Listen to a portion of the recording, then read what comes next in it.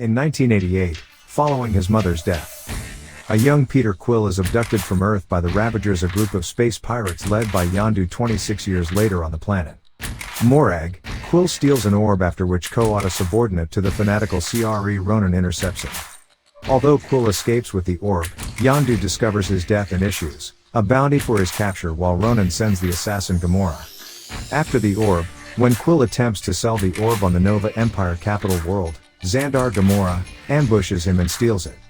A fight ensues, drawing in a pair of bounty hunters that genetically and cyber-genetically modified Raccoon Rocket and the tree-like humanoid Crude. The Novo Corps arrives and captures the four, detaining them in the kiln while their powerful inmate Drax attempts to kill Gamora due to her association with Ronan, who killed his family. Quill convinces DRS that Gamora can bring Ronan to him.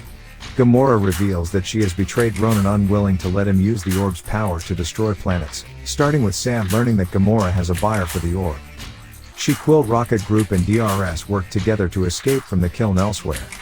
Ronan meets with Gamora's adoptive father Thanos to discuss her betrayal. Accompanied by DRS, Quill's group escapes the kiln in his ship, the Milano, and flees to nowhere.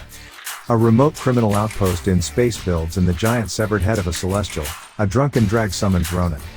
While the rest of the group meet Gamora's contact, the Collector opens the orb, revealing an Infinity Stone, an item of immeasurable power that destroys all but the most powerful beings who wield it. Suddenly, the Collector's tormented assistant grabs the stone, triggering an explosion that engulfs the Collector's archive. Ronan arrives and easily defeats Doctors, while the others flee by ship, pursued by Ronan's followers and Gamora's sister Nebula destroys Gamora's ship, leaving her floating in space, and Ronan's forces captured the orb. Quill contacts Yondu before following Gamora into space, giving her his helmet to survive. Yondu arrives and retrieves the pair.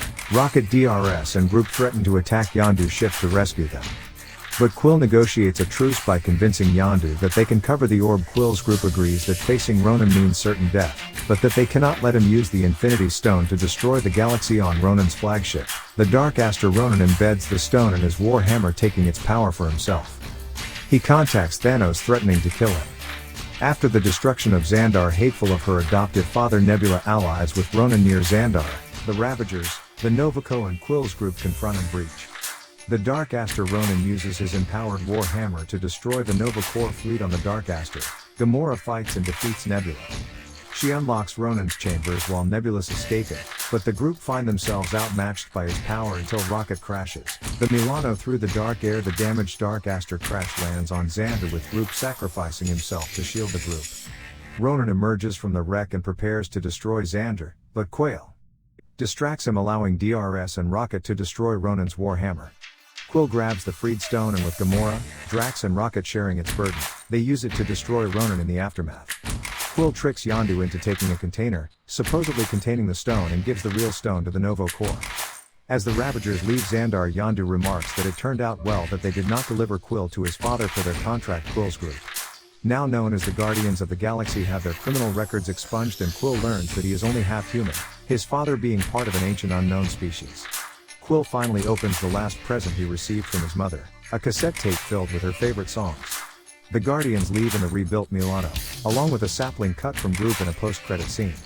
The Collector sits in his destroyed archive with two of his living exhibits, a canine Cosmo, Not, and an anthropomorphic duck also known as Howard, the duck.